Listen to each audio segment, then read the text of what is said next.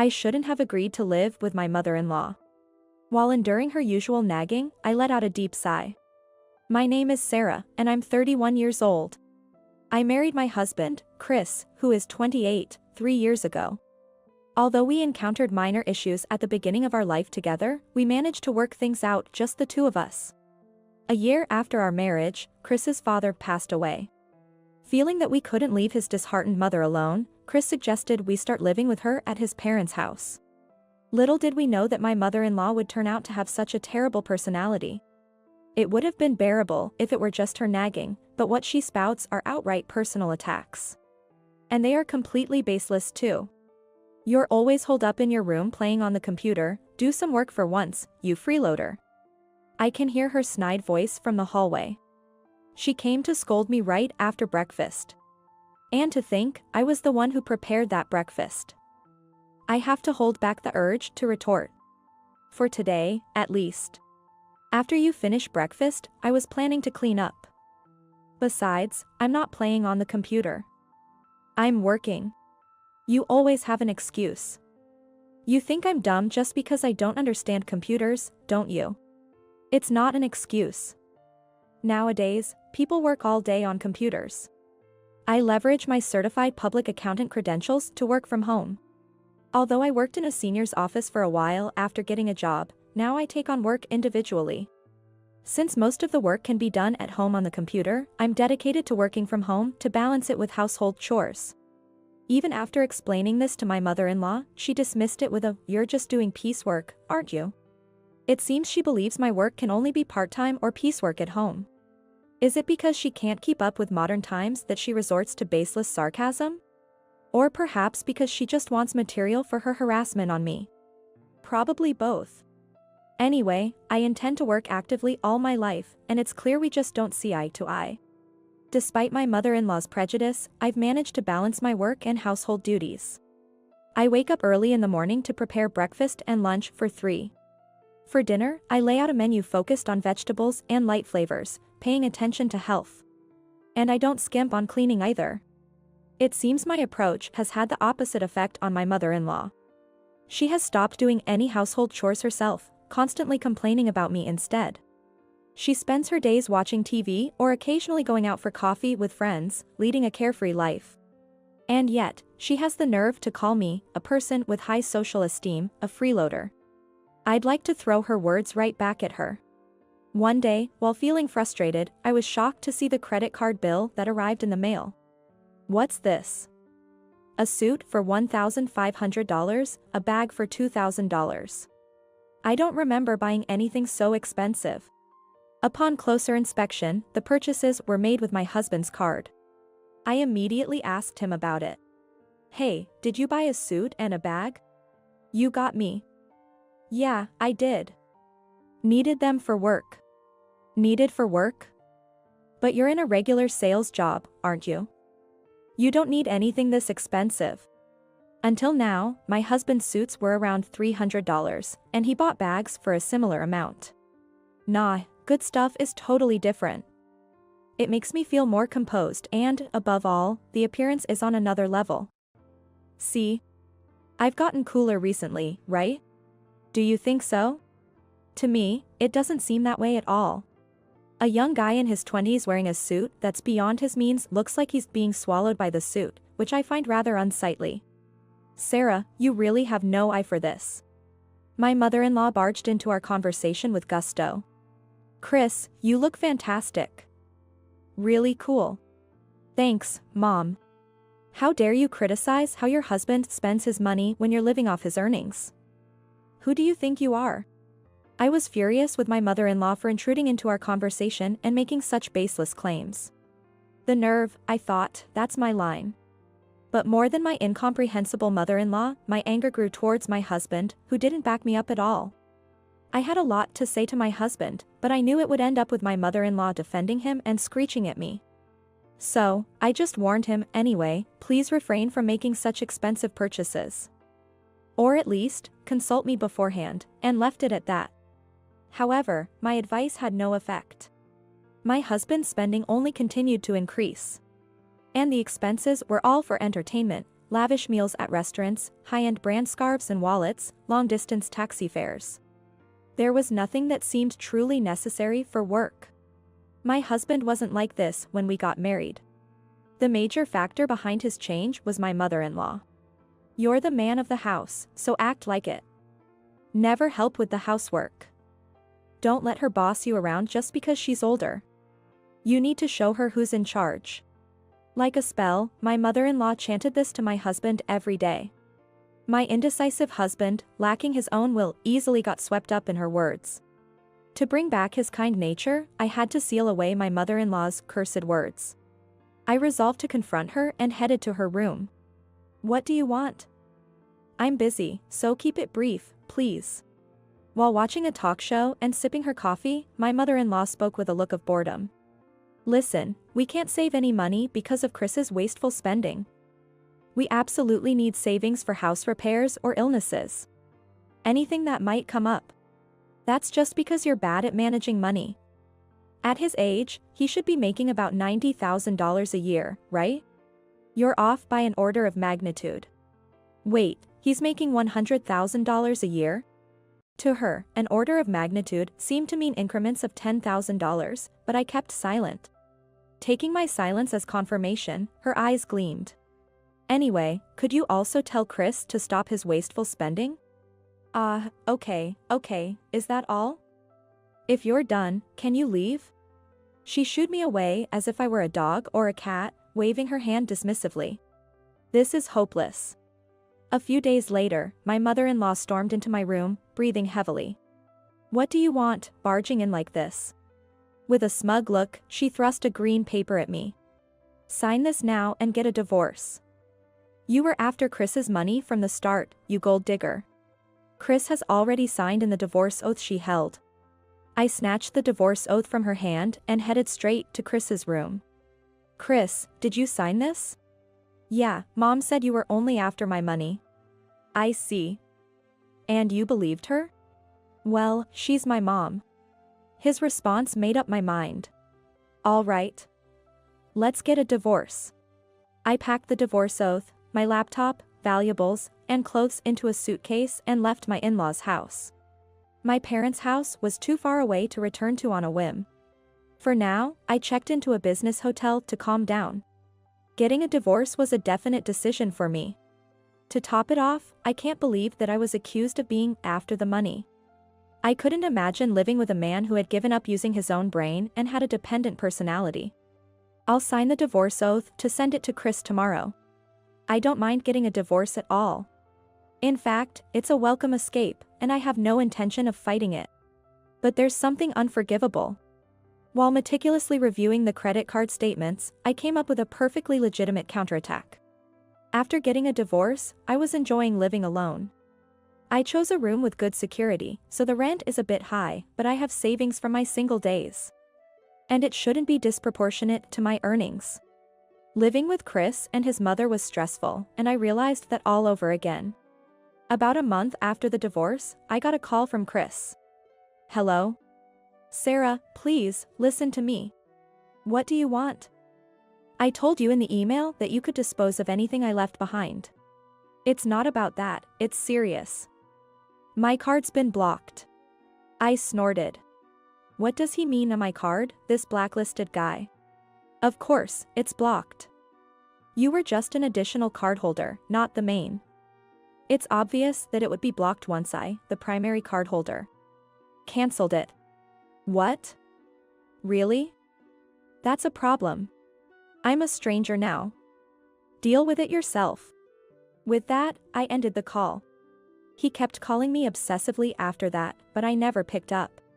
Actually, before marrying me, Chris had accumulated a lot of debt from revolving payments and installments that he couldn't pay off. I took on all of it and cleared it for him. Looking back, I should have cleared things with him instead. Well, there's no use looking back now. Due to the delays, his credit information must be damaged, and he probably can't get a card in his own name. Anyway, it's none of my business or responsibility anymore. A few days after Chris's incessant calls, there was someone waiting in front of my apartment. It was my former mother-in-law. She had followed me after spotting me in the city and figured out where I lived. I was impressed by her proactive approach, if nothing else. She clung to me, saying that she wanted to talk, and started making a scene, so I reluctantly moved to a nearby family restaurant with her. "What do you want now?" Sarah, this." In her hand there was my passbook. It was filled out on every page, a completed carryover. Not that I needed it anymore. "This salary, could it be, Sarah?" "Yes. That's the salary I earned from working at home." "You treated it like piecework, but I'm a professional." She didn't respond. Her hands trembled as she clutched my passbook. To think the one earning $100,000 a year wasn't Chris. That good-for-nothing could never earn that much. "You were too naive about the world." I said it clearly. My former mother-in-law's delusional mind had convinced her that it was her son, not me, who was earning $100,000 a year. Chris's earnings were about a tenth of mine just before our divorce. Chris was in a sales position with a low base salary but high commissions. The salary system was based on sales performance, but that carefree man was content just to receive his base salary. He was relying on my income for our livelihood. No, he probably didn't even have the strategy to rely on me. It seems my former mother-in-law has finally faced that reality. "Sarah, it's not too late to fix things with Chris." "It's too late," I replied with a sharp interjection. How amusing it was. Even when I interrupted her, my former mother-in-law didn't give up and continued in a cajoling tone. "It's a waste to split up after you fell in love and got married." "It's not a waste. It's much more wasteful for you two to squander the money I earned." "What? That's terrible. How can you say that? Why don't you stop relying on other people's money and work? Then, you won't be a freeloader." Is that all you wanted to say? "To abandon an elderly person in need, you monster." Ignoring my former mother-in-law's howls, I confidently left the diner. I felt relieved from the stress of living together. After witnessing my former mother-in-law's tantrum, it was time to deliver the final blow to Chris. I decided to execute the final part of my plan. Friday night. I waited in front of a building in the entertainment district. It housed several dubious shops, including a nightclub Chris frequented. Just after 9 p.m., Chris appeared. He was arm in arm with a flashy woman who seemed to be a stripper there. "Sarah. Why are you here?" "As usual, you're clueless." "I'm here because my card is being used to pay for this place." The payment details listed this club's name several times. And it was always used on Fridays. Knowing the club's name, it was easy to find the address. "Chris, who is this woman?" The woman clinging to Chris looked to be in her early 20s. She was wearing a miniskirt that almost revealed her underwear and a blouse with a deep neckline. "Pleased to meet you. I'm Chris's ex-wife, so basically a stranger to him." "Hey, Sarah. I came here today because I have something to tell you." "Chris. Please return the money I paid off for your debts before our marriage and the money you wasted during our marriage. I'll be sending a legal notice through a lawyer soon, so please respond to it. And you, it seems you've had a lot bought for you by him. But it all came from my money." "Wait, Sarah." Ignoring Chris's calls, I walked away with my heels clicking. How about that for a cool woman? Behind me, I could hear Chris and the woman arguing. The stripper with Chris was likely his affair partner. The credit card statements included expensive makeup and clothes from brands popular with young women. And even charges for short stays at hotels. These suspicious purchases were all concentrated on Fridays. Of course, the payments at the nightclub were also on Fridays. It turned out that Chris had been spending his Friday afternoons on dates with his affair partner. He would spoil her with expensive gifts and then take her to the nightclub for a companion outing. I decided to deal the final blow directly to Chris after seeing this pattern in the statements. I wasn't sure what the affair partner would do once she knew about Chris's financial situation, but I could guess it wouldn't end well. Afterward, as I declared, I sent a legal notice through a lawyer demanding repayment of the money. When it reached Chris and his mother, they came to the lawyer's office. They begged for help, saying, "You're supposed to help people in trouble, right? When the lawyer, Michael, asked about their situation, he learned that their house was filled with collection notices. Credit card bills, utilities, and even taxes. Chris's meager salary couldn't cover them. His mother had also almost no savings. Moreover, Chris's affair partner had demanded a large sum, claiming, "I didn't know he was married. I was deceived. Pay me compensation. We can't afford to pay for Sarah's credit card bills right now. We need a way to write off this debt," they said. But they were consulting the wrong person. After all, they were speaking to my lawyer, who represents the opposing side. If you have a house, why don't you sell it and use the proceeds for repayment and compensation? Michael suggested, then firmly added. If you decide not to repay Sarah, of course, it will lead to a lawsuit. Hearing this, Chris and his mother left with their shoulders slumped. Later, they contacted Michael, saying they would sell the house to repay the debt and asked for some time. That was to be expected, they had no other choice. It took some time, but I got back the money Chris had squandered. Given the ordeal I went through, it would be justified to demand not only this repayment but also compensation for my distress. Considering I'm letting them off with just the credit card bills, they should be grateful. I also made them sign a document promising not to approach me. They will never appear in front of me again. Ah, what a relief. Alone in my comfortable apartment, I laughed out loud. Now, about Chris and his mother settled their debts by selling their house. Afterwards, they reportedly rented a room in a rundown apartment nearby. I've passed by that apartment, it's covered in ivy, with peeling paint, looking at least 50 years old. That must have been what they could afford with Chris's salary and his mother's pension. Far from learning his lesson, Chris became even less motivated and was eventually fired. Then, without looking for another job, he spent his days drinking at home. Eventually, he fell down the apartment stairs while drunk and was taken to the hospital by ambulance. While busy caring for hospitalized Chris and figuring out how to pay for his hospital bills, his mother ended up bedridden with a severe back problem. Because she became immobile, her dementia progressed, and she became unable to live alone. She's now waiting for a place in a cheap facility. I got a call from a relative of Chris, who informed me about their dire situation without me even asking. They even asked if I had any intentions of reconciling with Chris for their sake, but my answer was, of course no. The relative must have anticipated my response because I haven't received any more calls since then. 2 years have passed since the whole ordeal and I've moved again. This time, I'm not living alone. I'm living with a partner I plan to spend my life with. After divorcing Chris, I changed my way of working. I moved back to my parents' house and started working full-time at an office within commuting distance. Not just because my former mother-in-law was getting older, but my parents are too, and I wanted to be there to help them if needed. It was at this new job that I met my current husband. A year younger than me, he's dependable, a stark contrast to Chris. Most importantly, he loves and cherishes me. With my previous husband, I couldn't even consider having children because of his unstable income and personality. But with my current husband, I feel we can tackle parenting together. Holding a positive pregnancy test, I can't help but smile, imagining my husband's joyous reaction. This time, I'm determined to build a proper family and seize happiness. You need to leave because John and his wife Emily are coming back for their childbirth. My husband exclaimed loudly. Leave? Me? When I asked for clarification, my husband nodded with a smile.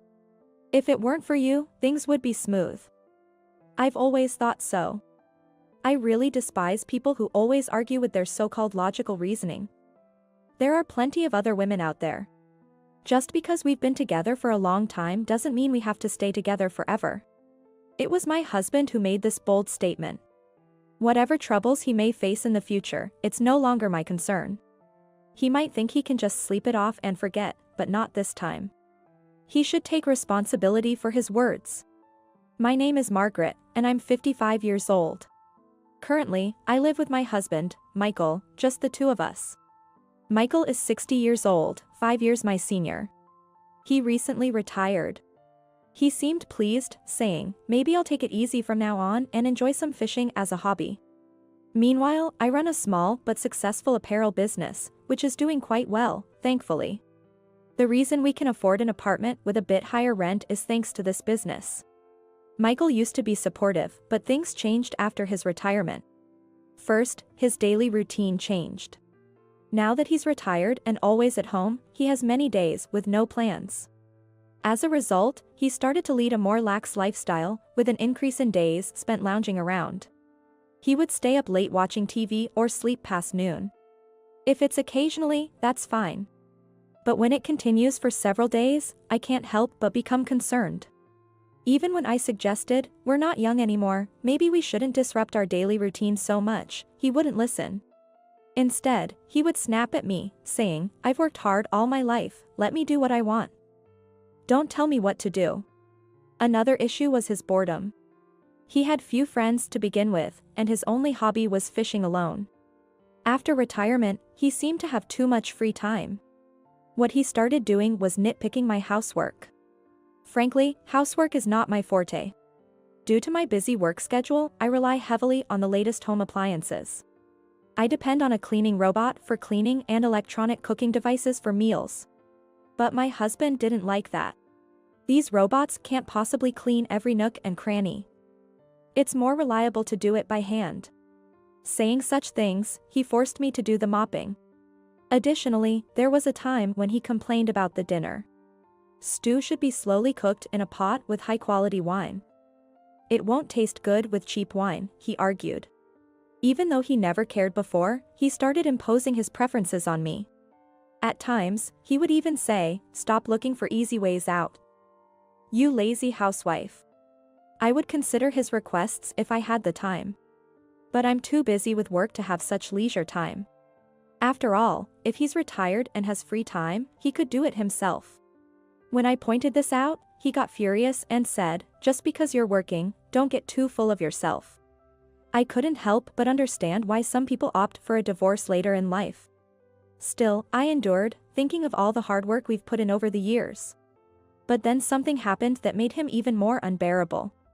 That something was the pregnancy of our son's wife. Our only son, John.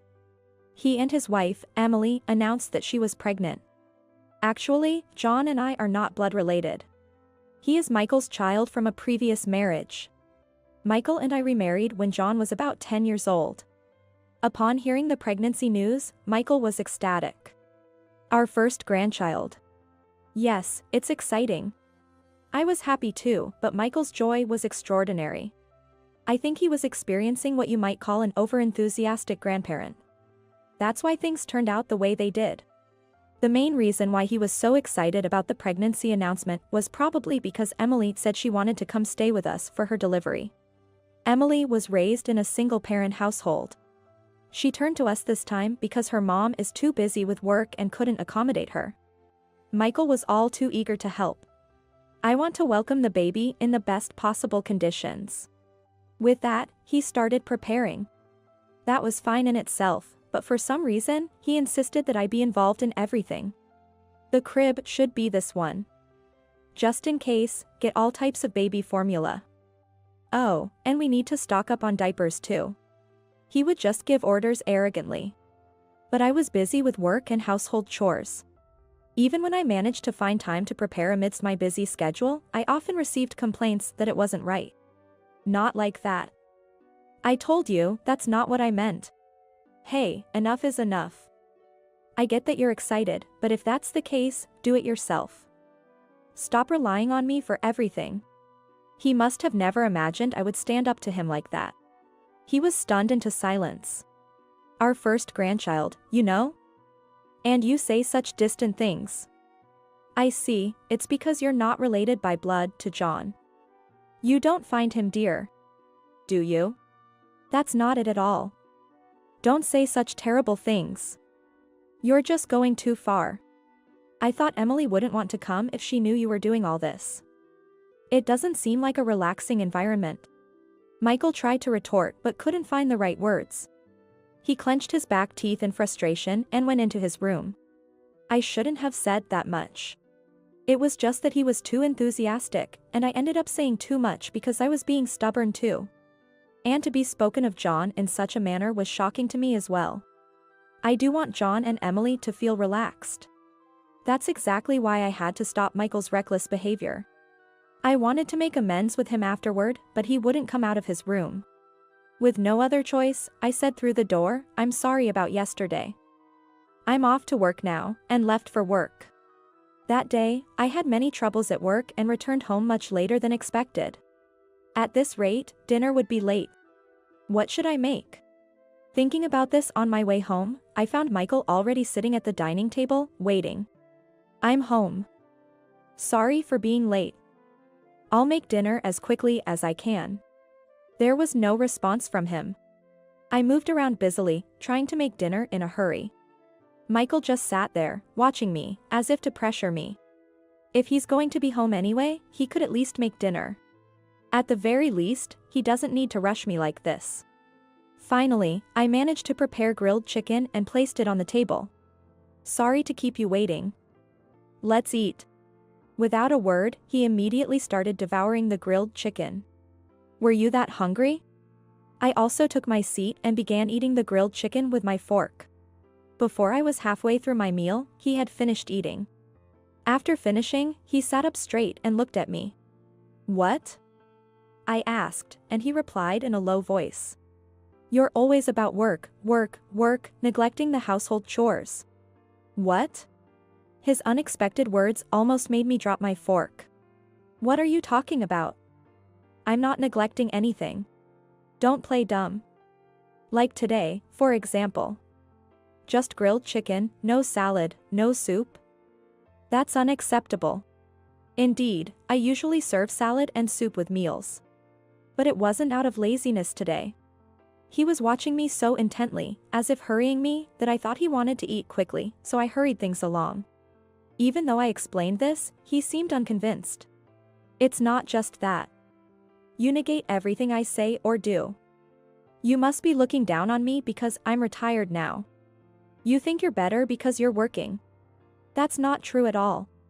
No matter how many times I denied it, he wouldn't be convinced.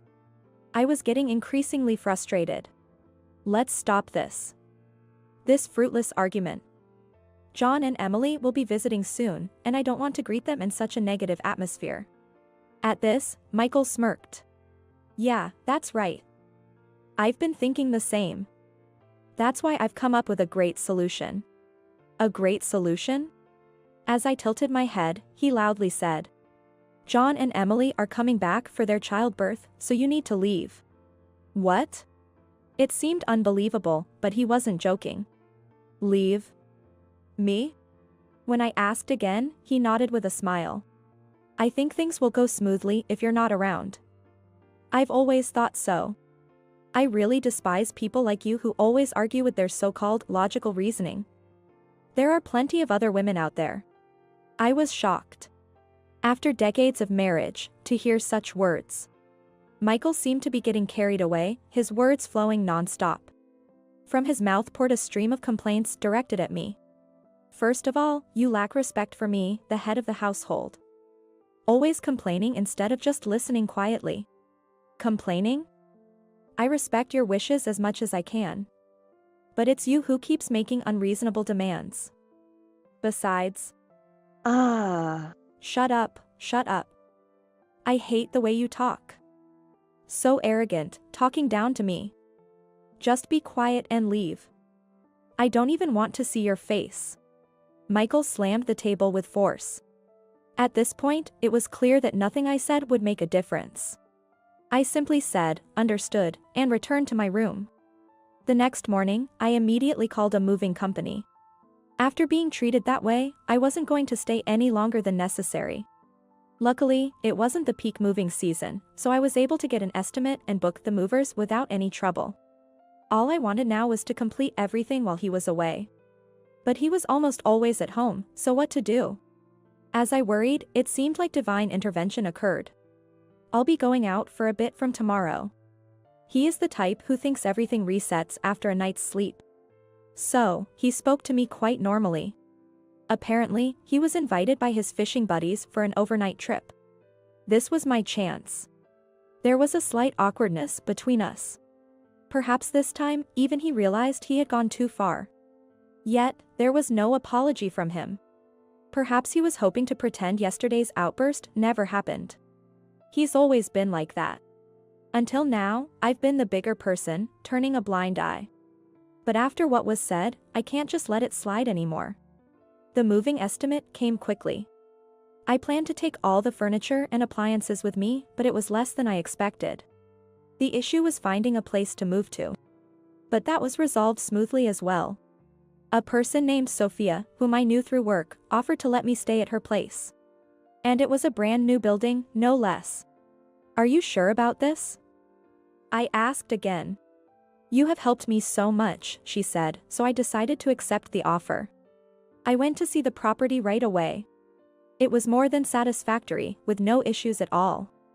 I then completed the move while Michael was away. Thanks to his tirade, I had no regrets.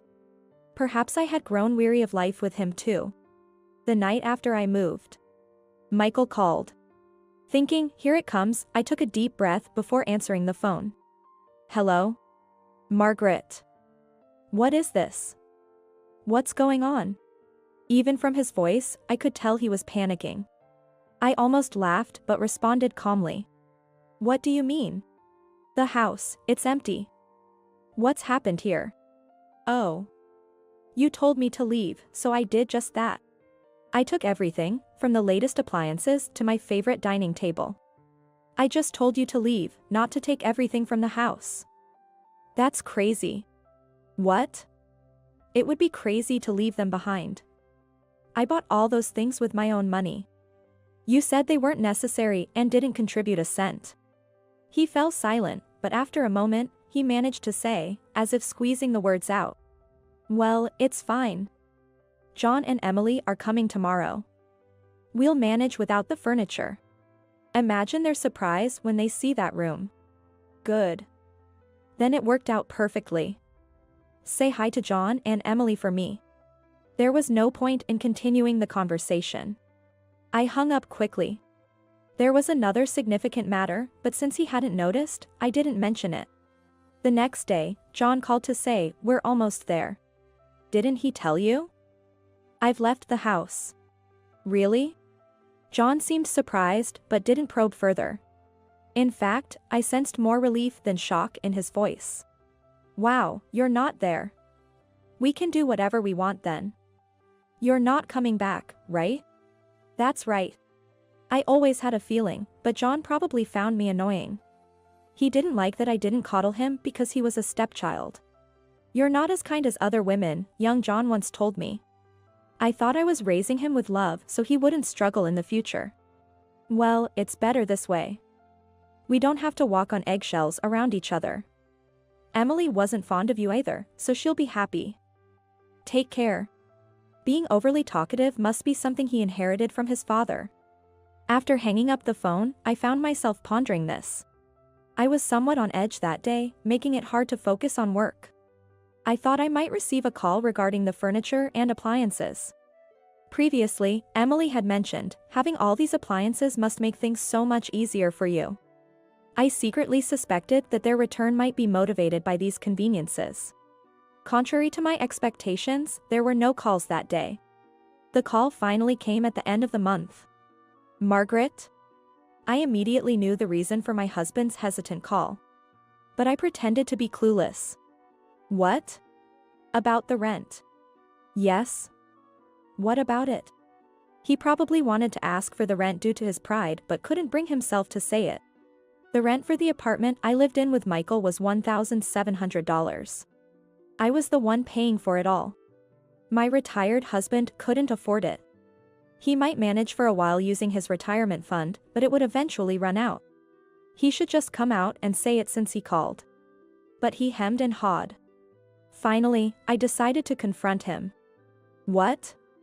You're not expecting me to pay the rent for an apartment I'm not living in, are you? No. No, I mean, you're the one who told me to leave, remember? And now you're coming back to me for help? His pride wouldn't allow for such a request. As expected, he changed the subject. Margaret, are you okay? Do you have a place to stay? Yes, thanks to the kindness of people around me, I found a place. I'm living comfortably. Saying this would make it impossible for him to ask me to return. Not that I had any intention of going back, just to be clear. Oh, that's good. John and Emily seem lonely. I thought maybe, if you're willing, you could come back. This was something he would never say under normal circumstances. He must be desperate. But I had no intention of returning. Really? But didn't both of them dislike me? No, that's not. Well, it's fine. I have something to discuss with you anyway, so I'll come over. Yes.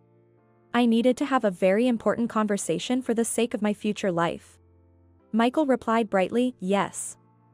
I'll be waiting. Later, I visited the apartment for the first time in a while. It's been a while. Michael had dressed up unnecessarily. Dressing up wouldn't change anything. As we walked into the living room, I saw John and Emily sitting there. They must have realized they couldn't live like that for long.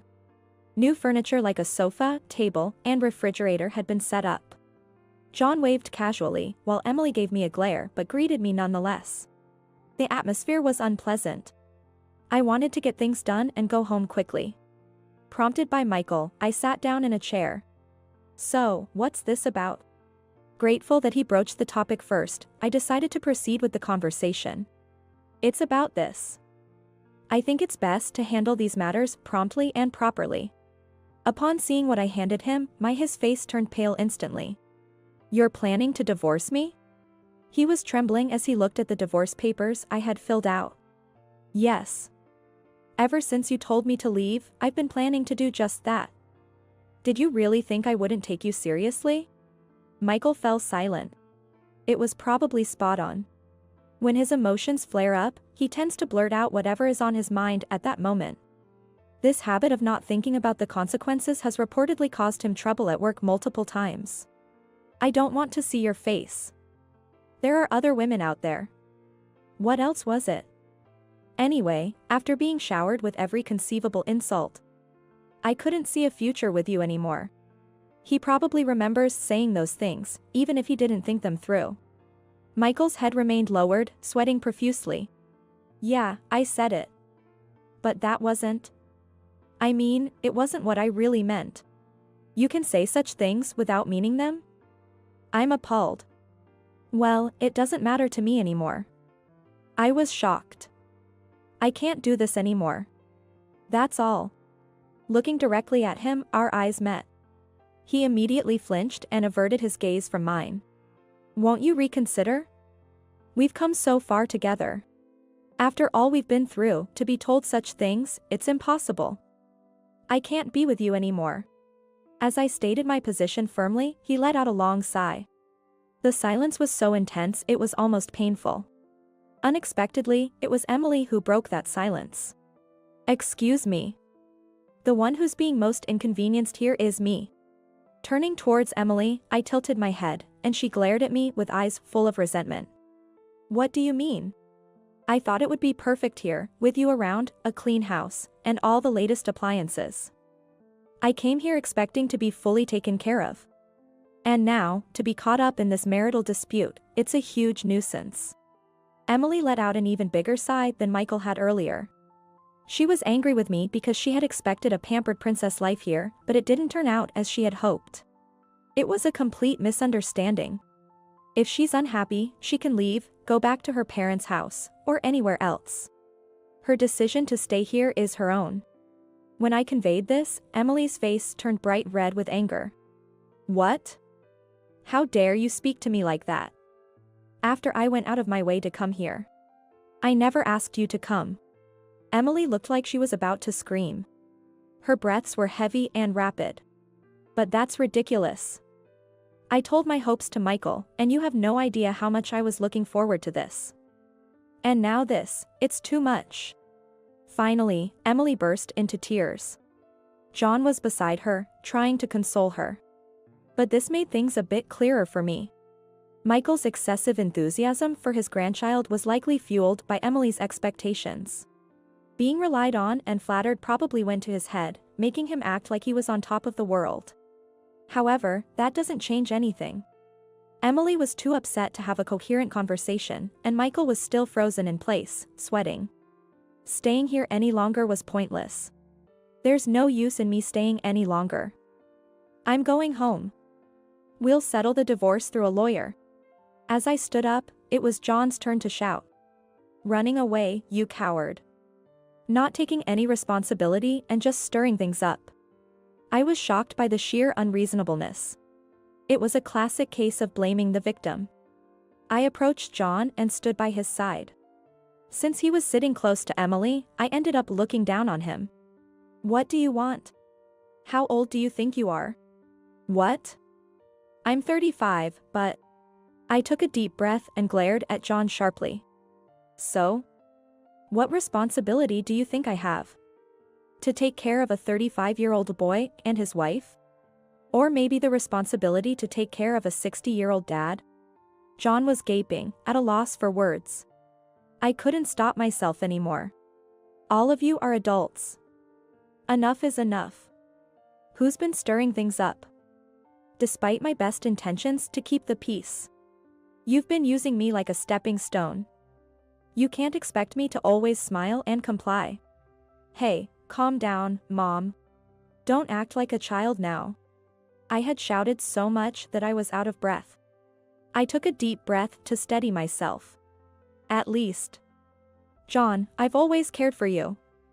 I tried to raise you as my own child. But if that didn't come across, that's my fault. John started to say something but then fell silent.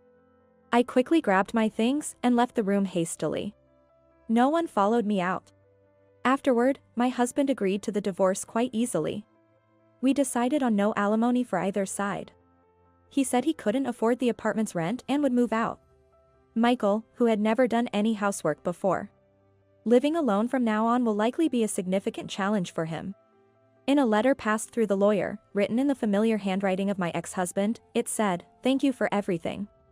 He even suggested getting back together, but I firmly refused, and he seemed quite dejected.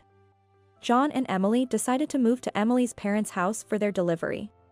Emily was reluctant, but John convinced her. After the divorce, John called me once. "I'm sorry for everything. I'll try to be a parent like you," he said, sounding embarrassed. Perhaps John hadn't disliked me as much as I thought, maybe he just couldn't express himself honestly. I ended up buying the new house I was renting and still live there. Work is going well. I was a bit tired right after the divorce, but now I feel refreshed. The relief of not having to take care of anyone is immensely liberating. I don't know how many more years I can work, but I plan to do my best as long as I can. Of course, I'll enjoy my personal life too. And in my heart, I secretly wish for John's happiness.